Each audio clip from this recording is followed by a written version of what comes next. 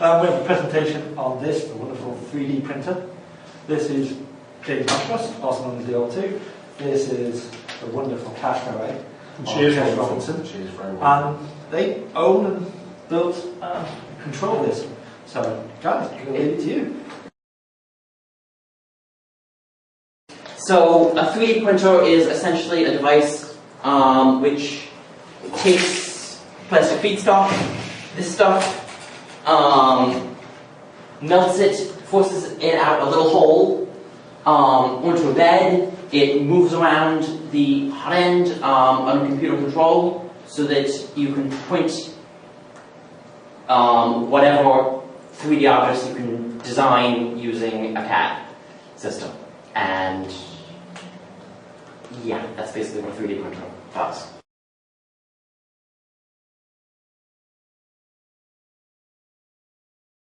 You can make anything you can design within certain fairly reasonable limitations.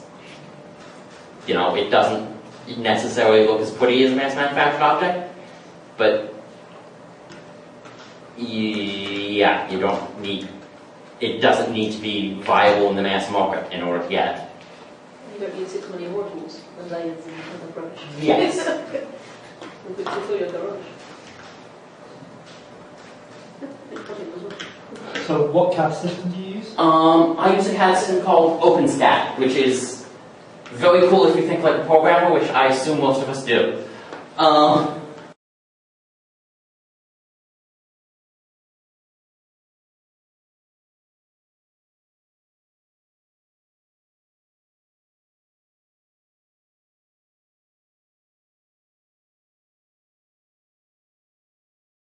A traditional CAD system is very graphical. It's you know, like Windows programming in Visual Basic. You draw what you want with drawing tools. I don't draw well. What I do is program well. In OpenSCAD, is what's called a computational solid geometry program. It understands that objects have an inside and outside. And so you can say, give me a cube at this coordinate, by this coordinate, by this coordinate. It's yay wide. You can use numbers. You can, and then you subtract bits out of it, and you add bits onto it, and you can loop, and it has variables. It's a reasonably well. Okay, actually, it's a horribly thought out programming language. It's a horrible programming language. But it is the best at what it does. It's probably more traditional, more similar to a traditional CNC control as well. Because that's certainly when I did CNC control, that was pretty much the same.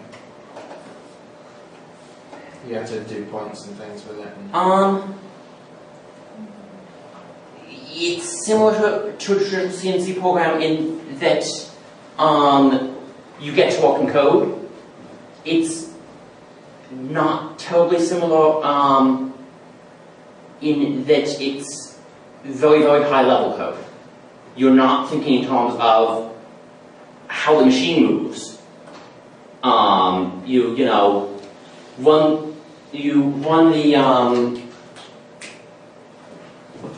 run OpenSCAD. OpenSCAD takes your SCAD code and produces an STL file, which is a very detailed, it's a triangle mesh sort of thing, which is not the level humans think in, not the level any human eye format thinks in, even those who do traditional CAD work.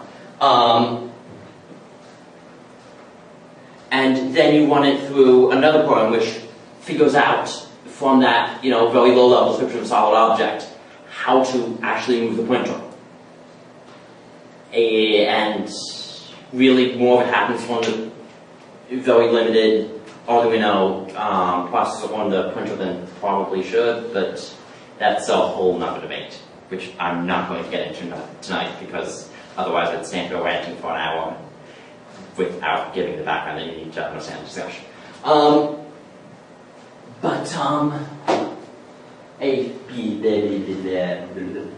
Yes, that's OpenSCAD. It's not displaying terribly well because my laptop has Can you make it zoom in? bad 3D hardware. Actually, I've forgotten how to do so without a middle mouse wheel. You've got the middle mouse button. Yeah, I don't have a wheel. Anyway. That is a reasonably complex object. If you can imagine the green bits not being there, Which we can just show you. because those are supposed to be subtracted out, that was what I was saying about it doesn't render well because my graphics hardware sucks. But what's interesting about OpenSCAD, What is the object? that is a case Swatch this. for a bit of hardware for a watch, which unfortunately we didn't bring with us, but is essentially a network-controlled little LCD screen, which we Tell us what the state of the used printer to is. tell us what the state of the printer is, so that there was a big blinking thing by my computer that reminds me when I need to do something with it. So that, you know, hopefully I print the jobs of paying customers in a reasonably timely fashion. Make money. Yeah. So the idea here is that not only can you print mass items that would be mass market, you can print any item. Yeah. Yes. Print anything you can decide that will fit in a 20 by 20 box.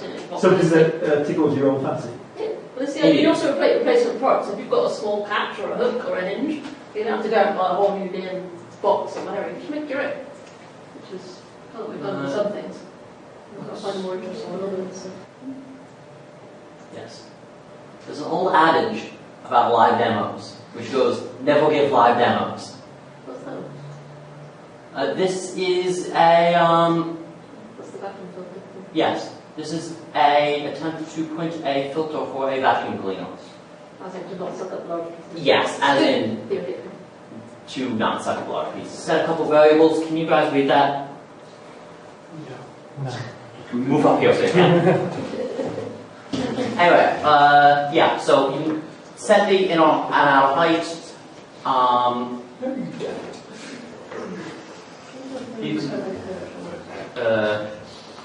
You want to do that? I'm just thinking, it's not. You're moving away. Yes. Gee, thanks. So OpenSCAD is basically just writing sort of mathematical object language. So you just draw, for example, the outer cylinder. You just tell it to snap on the cylinder of a particular radius and a height which you can specify as a variable, rather nicely so you don't have to repeat all over your code. This is constructs of actually two cylinders, one of which is then moved only in the Z direction. Why is it moved half a mil? How's that make it not off? The mathematical problem with CSG, with computational solid geometry, is that the theoretical underpinnings are all in terms of mathematical objects, where surfaces of zero thickness exist. Basically, If you take a large object, which is flat on top, and subtract from it a cylinder, which where the top's surfaces meet exactly, then you will get a weird surface with zero thickness at the top. Which, because you can't print one of those, since they cannot exist in the real world, it'll generally work out okay, and normally the worst that'll happen is that Scheme Forge will pop a lot of warnings out at you, and your graphics will do that weird flickery thing. yeah, but since we're taking a cylinder But and so subtracting another cylinder, it doesn't matter how big the second one is. yeah. We can take that So, whole exactly, if you take the one you're subtracting out and make it larger than the block that you're subtracting it from, you don't have that problem. This is exactly the same problem you get in cheap or just poorly QA computer games, where walls flip out at the corners.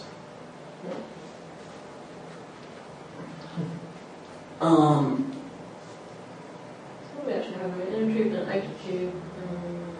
Yeah, the interesting bit is that bit down there, that grid of small holes.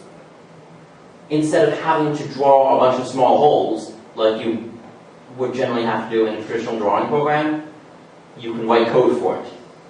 So in OpenSCAD you can have loops which just repeat for your variables, moving them around across the pattern, so it just makes what I do. Which is kind of handy if you can draw things. My dad's a design engineer, so he does all this by hand.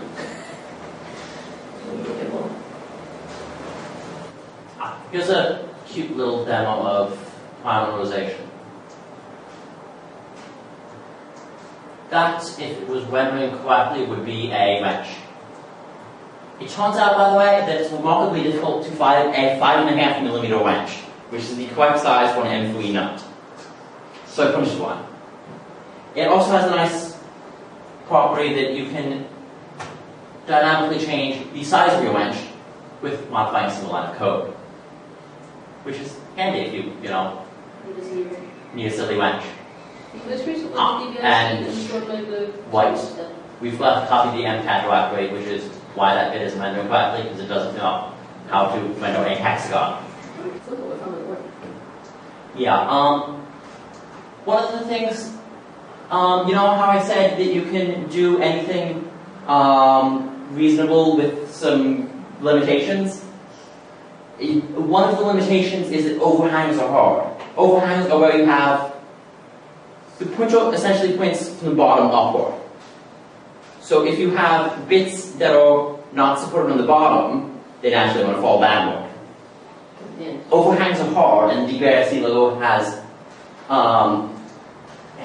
overhangs of just over 60 degrees. 60 degrees being about the most that you can support. We did one print, didn't we? We did. You said the one with the underscore. Without it, actually. Oh, that's the one that I just loaded. That's the one I could try the one with it. That appears to be just a, triangle thing. Tetrahedron. It even says so on the first line. Scale 180 tetrahedron. Right, this is a thing that we designed for, that you also can't see very well, or Cripple anyway. It's designed for the Pro Workshop last year. Yes. We printed a whole bunch, we put them in a box, and said that we were, going to try to give them out to speakers, and show them, and then we left the box at home. No, that was a feature. I thought you were going to give them one this year. Once the presentation goes viral. Yeah. On the other hand, they do say LPW 2010. We can fix that. What's the recommendation? You need the DXF file. Yes, we did it for the yes, we need the DXF file, and you are the one who's not currently talking, so I hope that you get to type in the RSync command line. Okay, so what are you doing now? We are copying the thing is the coin design has the onion logo in the middle. Yes. Can you make it 2011? Yes, we can. We can make it say whatever we want to. Well, why don't we just take out the London Pro Workshop and put NWEPM? We can indeed do that. Yeah. I was going to say do that. We probably get it to fit. I was going to suggest do the text NWE.pm or something. As a SVG file, we can go to the SVG file to DXF file, and this doodad actually. There we go. Does it work any better if you render it? No, it doesn't. It's a problem with. It's not that bad. You can see the Indian logo now. Yeah. The problem is the OpenGL drivers on this laptop only support OpenGL 1.0, so bits that are supposed to be subtracted instead show up in green. Anyway, it's. I think the subtracted bits are yellow in that, are they green? No, the logo gets. Yeah, because the logo for some strange reason shows. Oh, actually, yeah, because the logo we have is actually a black circle with the onion in white. Yeah. What we get is the black circle being the object, and the white is just transparent. So we actually subtract the logo out from a larger coin and then subtract out the bits around the circle. Yeah. It's all a bit weird, as these things tend to end up being. Sounds like a fun double subtraction problem. Pardon? A bit of a fun double subtraction problem. Yeah, it wasn't too bad. So what sort of definition? The hardest bit actually was to get the letters to fit well around the... We should both going to ask you, what sort of definition can you go down to for the printing? It depends on what size nozzle you have. Right. Essentially, like I said, you melt the plastic and you force it through a little tiny hole, so you get a little tiny bead of plastic. We have a 0.35 millimeter hole at the end there. You can get 0.25 millimeter and 0.1 millimeter. The problem being, A, the smaller that bit of plastic is, the longer it takes to print anything. Yeah. And B, the smaller that little hole is, the easier it is for the little hole to get clogged. Yes, 0.5 mil you can just about clear out the 0.5 mil drill bit. But the 0.1 mil drill bit is kind of tricky. Yes. Also, drilling 0.1 mil holes is quite difficult, but yeah. Even if we had a machine shop, which we don't, drilling 0.1 millimeter holes accurately is quite difficult.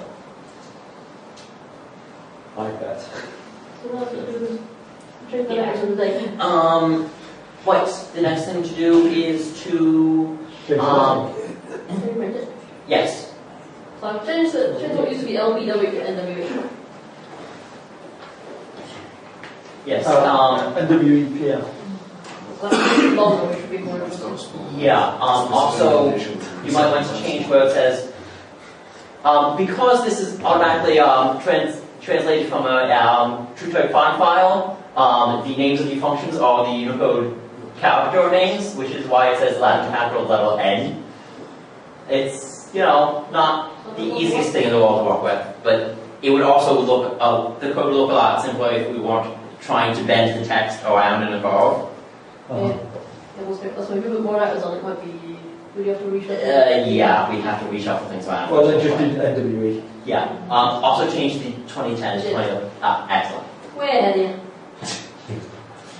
See previous Jess, is that easy? Yes. Anyway, so much about OpenSCAD all evening. Yeah. Anyway, you compiled this last change? I can do that. We can't do it, can we? If you compile a matter, it'll look exactly like this, because it will refuse to do anything except throw them together mode. Okay, that's good. Anyway, Don't worry about it. so there's a fair number of people from whom you can buy. Hold on, let me go backwards a fair bit. The Shaper cube, which is one of these things, is a kind of offshoot of the family tree of what's called the WebWap project. The WebWap project aims to produce, and has been pretty good at producing, a hold on, there's two halves. There's WEP and WAP. Exactly. Somebody lied when they didn't raise their hand and say that they knew what a 3D printer was. Anyway, is a self-replicating rapid prototyper. A rapid prototyper is a machine which is traditionally used to prototype objects that you are later going to use traditional mass manufacturing methods to make amounts. Thus, a prototype. The more modern hackish idea is, why aren't we just using them to make one-off objects when we want to make one-off objects?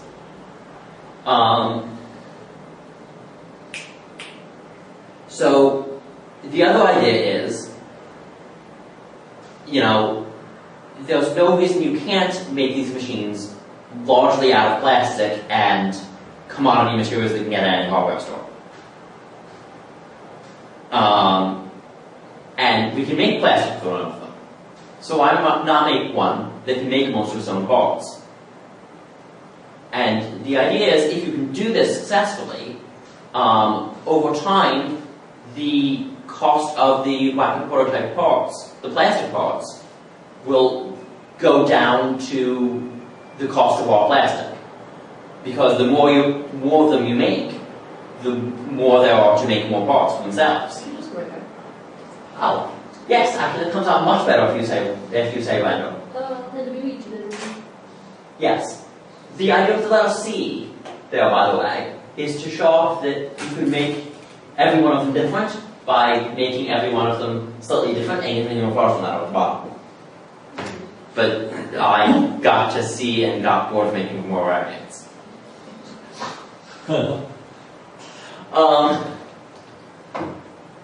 But yeah, this thing, as you can tell, does not actually have many self-pointed plastic parts. It turns out that towards the beginning of the project, wrap parts are quite rare, and it's hard to find people willing to spend the fairly significant amount of time to print a set of plastic parts. So this is made from 5mm thick waterjet cut aluminum, which you cannot do with one of these machines, or really in anything vaguely resembling a house. You can't cut 5mm thick aluminum with a laser cutter, because the laser just reflects off of it, and you end up melting your laser cutter with your laser cutter. It's not good. Have you tried this? No. But in general, cutting highly reflective materials with laser cutter is quite difficult. High pressure water cutter, that's easy. Exactly, which is what this is made with. Which is why you can see weird looking splotches of the rather nasty material that you actually put in a water jet cutter. Yes. So the basic workflow is you take OpenSCAD, you make your thingy, you say compile, export as STL, and then from there, we have a cunning plan, which goes, there are a fairly limited number of people with 3D printers. There are a much larger number of people who want 3D printed things. They aren't quite ready to, shell out the money to make their own wet wrap, and the time, and the blood, and the sweat, and the tears. And mostly blood, those very sharp bits. And, broken scars on their hands. But, anyway, so the idea is you upload an STL to our site, we wanted to do a scheme for it, figure out how much it costs, quadruple it, tell you to pay that much. It turns out actually that quadrupling it still produces numbers that are astonishingly low. We figure we're going to see how much demand there is and dynamically change the multiplier so that there is exactly as much demand as we can keep up with. I'm not yet sure whether this idea is brilliant or completely and utterly bonkers. Anyway, this is our cunning plan website.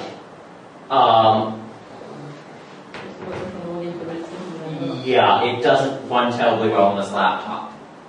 Possibly we should have thought ahead and, installed it on one of the servers sitting in that rack over there instead of this laptop. Well, but we didn't. And don't one of you have access? Yes, in fact, both of them have access. So both of you have access to the servers that you could install this stuff on? Yes, although I think technically the one that we have access to is in your co-op, but yeah, that's fine. Yeah. Anyway, so yeah, the idea is that the website is fairly dynamic. You upload the STL, it makes one of those pretty thumbnails. It even tries to figure out a reasonable point of view to get that one of those pretty thumbnails from.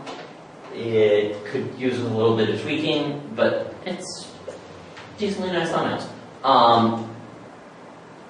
It then goes and it figures out exactly how much plastic it'll take to print it and how much time it'll take to print it and how much.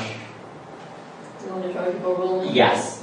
And the correct royal mail the shipping cost of an item that big and weighing that much,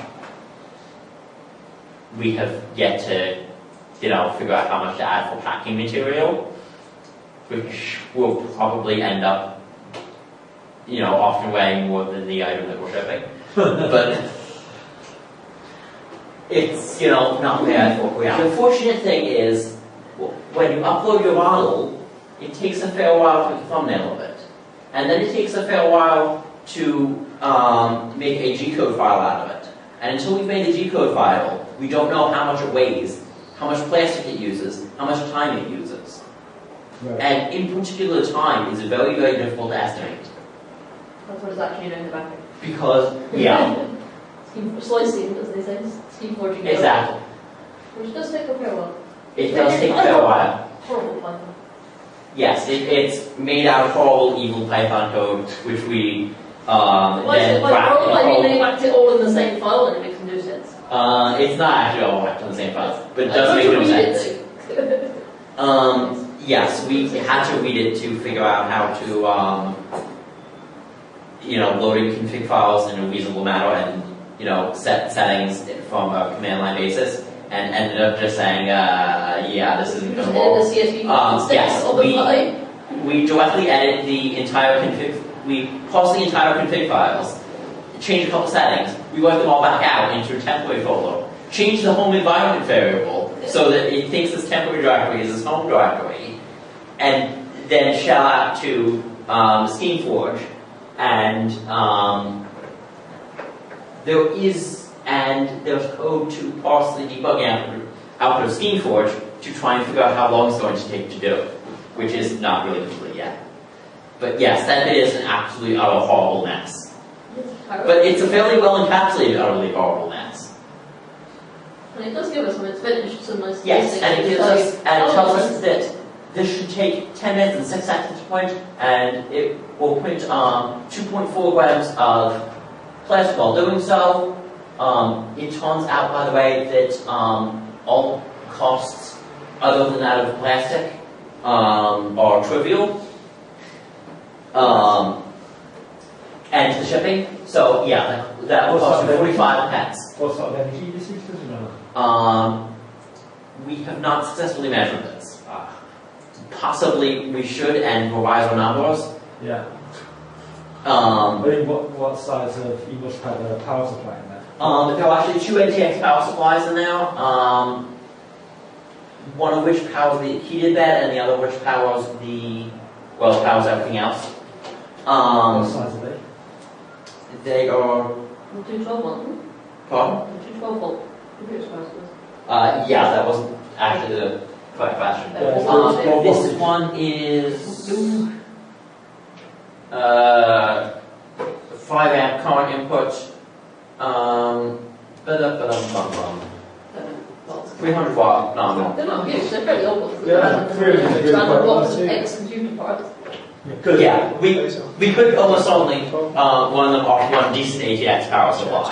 Yes, we require 2 because these work from out of the big cardboard box of various random power supply bits that are sitting around in what an estate agent would call the dining room, and I call a workshop.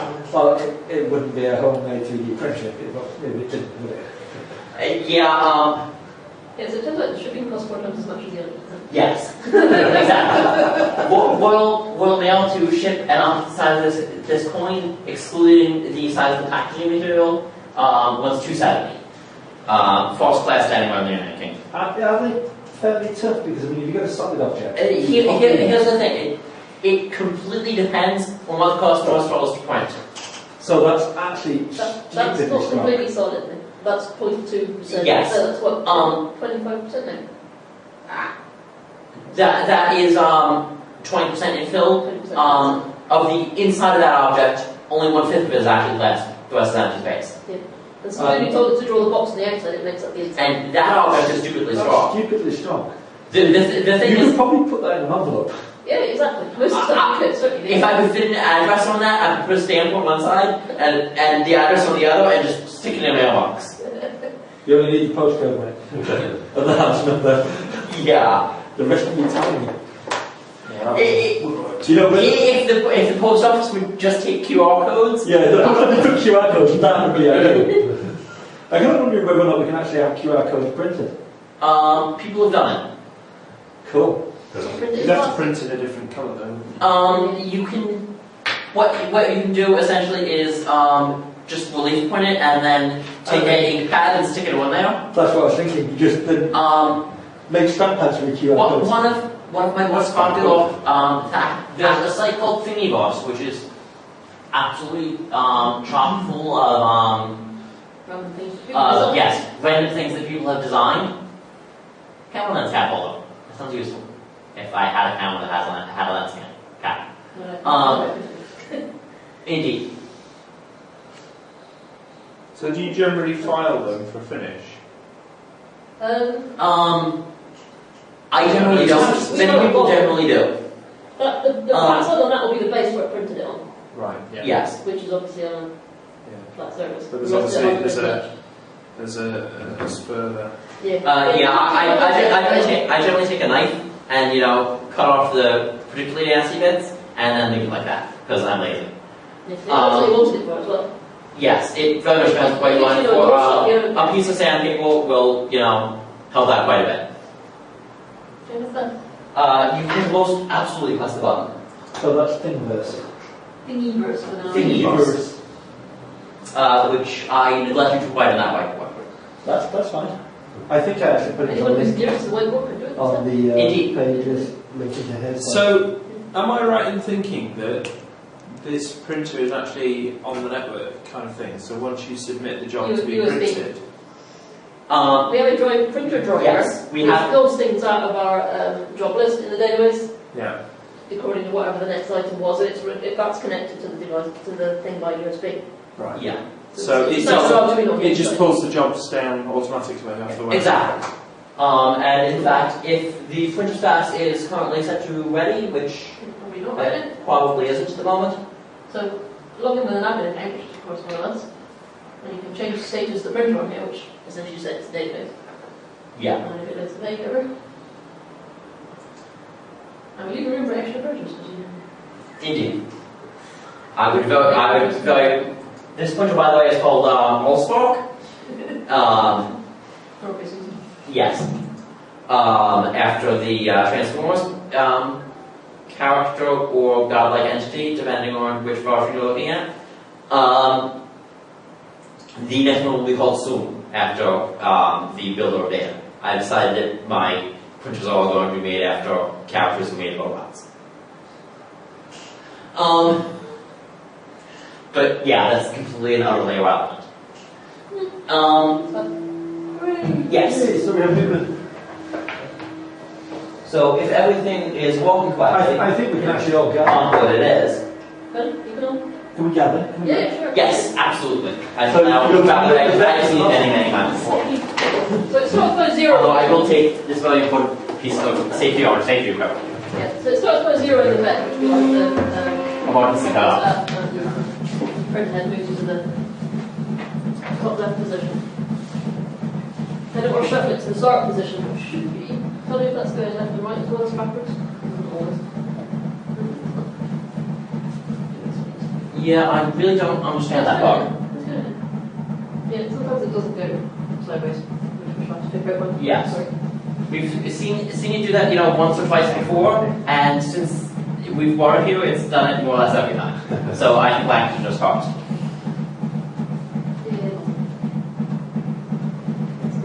So the right movement is just actually just centering the head and going towards the middle of the board. Yes. Stop. We can get to figure out why it always does this particular bit very slowly. It will shortly become somewhat less terribly slow.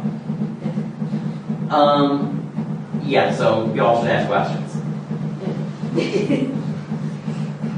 Why does it move so slowly? We think it's somewhere deep in the settings of SteamForge. Let me check something real quick. It's not the home one, it's whatever it is after home, isn't it? Probably. Is it still stuck in chat? Well, it is not. It is not. The generate SteamForge you can put files. I have no idea. I just use the defaults. Yes, I could. What?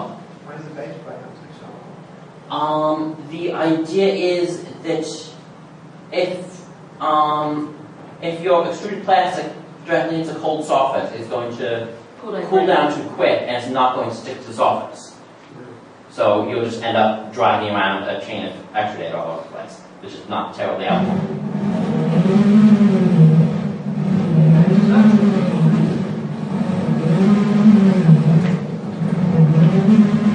It's really good to see a more actual picture of the drawing. Yes. We take pictures of it on the For some strange reason, the autofocus on camera really needs to miss objects. Oh, sorry. Are those two modules? What? You've got the Mega, you've got the Common module. Three printed drivers, three separate printed drivers. Essentially, this machine is currently just dumb outputting the G-code file C4 generated out to the Arduino Mega. Yeah. The Arduino is interpreting the G-code file, sending stepping and direction information to the three stepper motors. X, Y, and Z is down there on the corner. And is controlling the heater, which heats the plastic. So these there. custom modules you built? Right. They're fairly old drivers.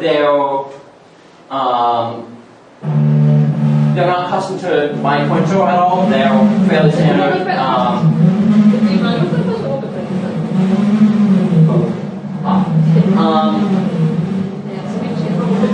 They're fairly standard in the web app community. They're actually now considered horribly out of date because the web app community moves fast. I'm looking at Riprap 2, we're looking at printing circuit boards, aren't we? Print software has been something that we've been wanting to do in the community for a very long time, and it turns out to be really hard, essentially. Especially doing with one of the problems with the web app is because you want to make as much as possible 3D printed. It's fairly light because 3D printing is not a terribly fast process. This printer is also considered terribly slow in the community these days. But I very much want to build, the next one, but I figure I should try and actually make some money off of this one first.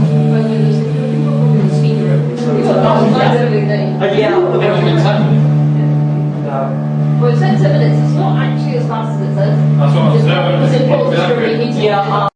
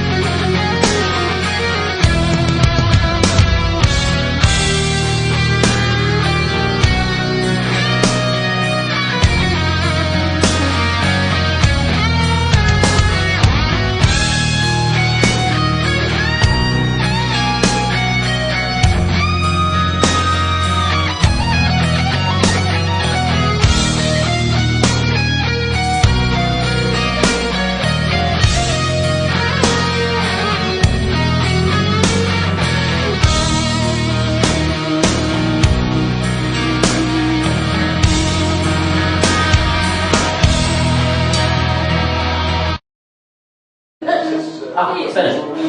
Super. Yes, and it automatically moves the bed down so that the top end doesn't melt the top of the object. Yes. Been there, done that. Oh, yes. What's it? And now what I should do is turn off the heat bed, wait for it to cool so that I don't burn myself on it. But instead I'm going to do this. 360 degree. So it comes off very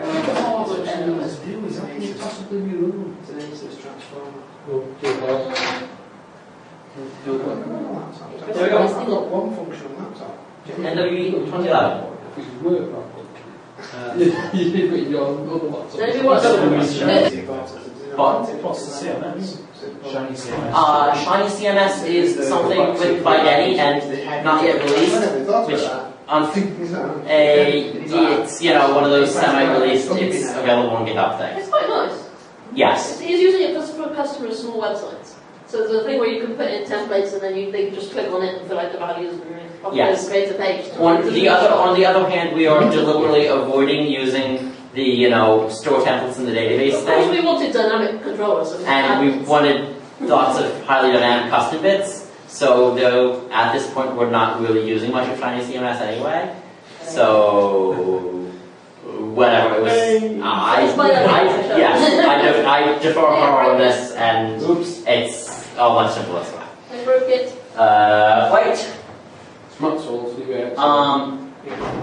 Well, no, it's a cheap kind of primary key. It's duplicate primary key, it's definitely Matt's fault. We're in that anyway. It's a lot stronger than I thought it would be. Yeah, it's it's ABS Classic, it's the same stuff as this is made out of, probably. Yeah. That's the noise my server made with the grey dump alarm. Oh, cool. Text me. What are you doing? Yeah. Well done, How guys. much is one of these? Thanks for listening. The coin? The spool of plastic. 60 or 70 euro? They were bought from Germany. Yeah. So we paid about €70 for 2.3 kilo. And that was, 2 grams. 2.3 grams worth. So 1,000. Indeed.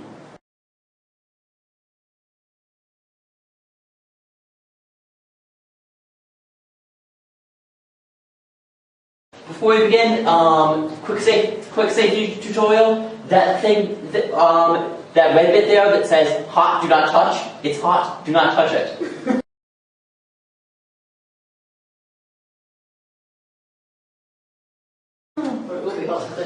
The extruder head just above it is much hotter. 245 degrees. But About 245 degrees. It probably won't scar, but it'll hard quite a bit. Don't touch it either. Also, you'll probably break it. Which we've done several times. This thing has never started a fire, just in case. That is the nearest fire exit. And you want to see how number goes 999. That ends the safety portion of this presentation.